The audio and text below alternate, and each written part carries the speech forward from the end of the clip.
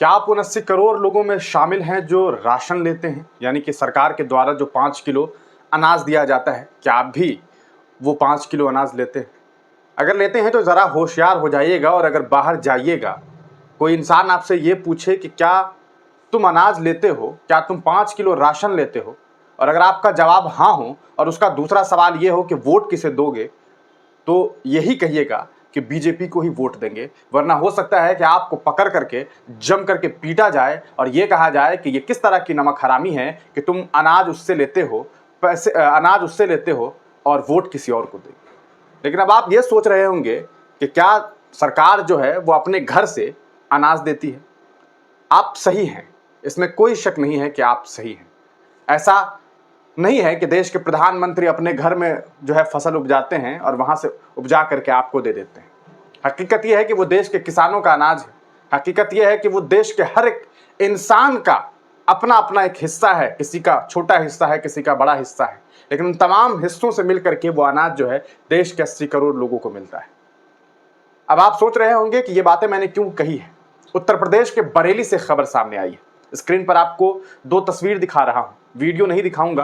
Video काफी पीड़ादायक है, काफी परेशान करने वाला है। मामला यह है कि एक साहब जिनका नाम वीरेंद्र कुमार है, दलित समुदाय से आते हैं। आज भी हिंदुस्तान में आजादी के 70-75 सालों के बाद दलितों के क्या हालात हैं, इसका अंदाजा अभी आपको हो जाएगा। एक दलित व्यक्ति अपने जमीन के काम की वजह से एसडीएम परिसर में जाता है, एक कार्यालय में जाता है और वहां पहुंचता है। वहां पहुंच करके वो अपने जमीन का फर्द निकलवाने के लिए पहुंचता है। वहां पर 2 होमगार्ड होते हैं, उनसे इनकी बातचीत होती है।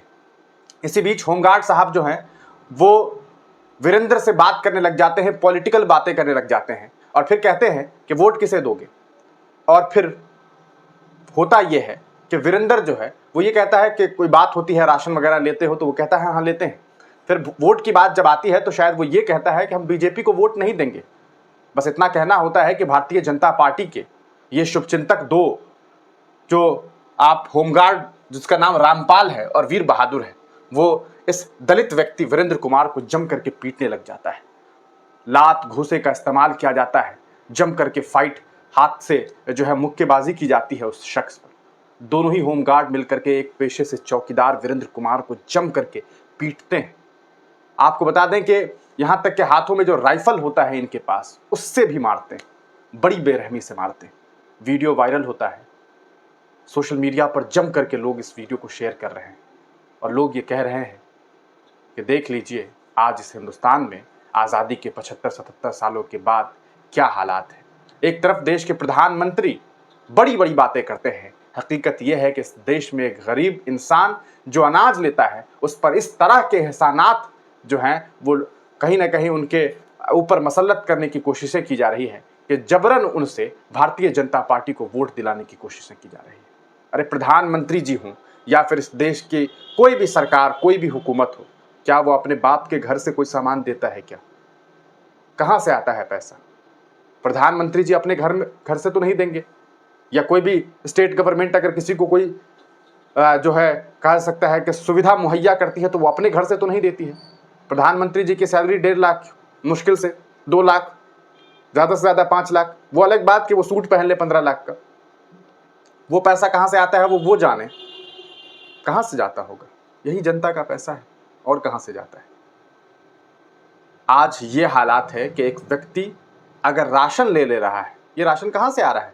3 रुपए का बिस्किट भी अगर कोई व्यक्ति खरीदता है तो उसके लिए भी एक टैक्स देता है, एक छोटा अमाउंट देता है, जो जिस इलाके से भी देता है वो अमाउंट दिल्ली तक पहुंचता है और फिर वहीं से सारे पैसे मिल करके बंटवारे किए जाते हैं। ये हालात है इस हिंदुस्तान का, काफी शर्मनाक है। आप तमाम लोग इस पूरे प्रकरण के बारे में जब सोच रहे होंगे तो आपको लग रहा होगा कि ऐसा कैसे हो सकता है, लेकिन ऐसा हुआ है। इसको रोक दो तासे वहीं पे। इस पूरे मामले के बाद आपको बता दें कि वो जो दलित वीरेंद्र कुमार व्यक्ति हैं, जो चौकीदार है पेशे से, उन्होंने तमाम सच्चाई बताई है। देखिए इस वीडियो को।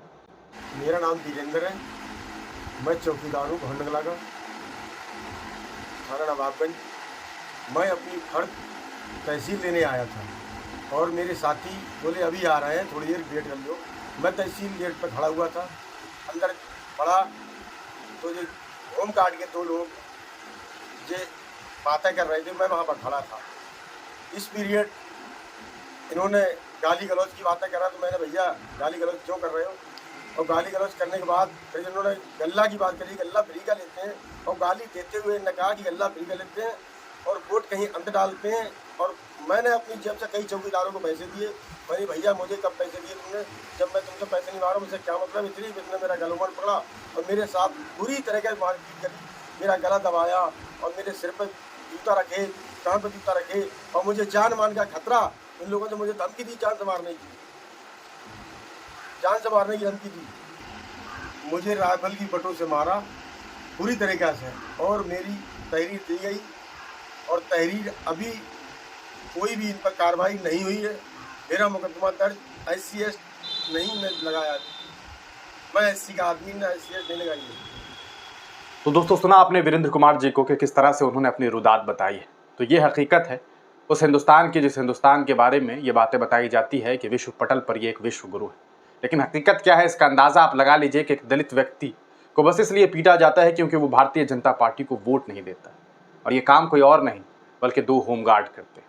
आपको बता दें इस पूरे मामले के बाद जब वीडियो सोशल मीडिया पर जम करके वायरल हुआ, ये वीडियो कल का है, कल 14 मई शाम के लगभग 4 बजे के आसपास ये मामला होता है।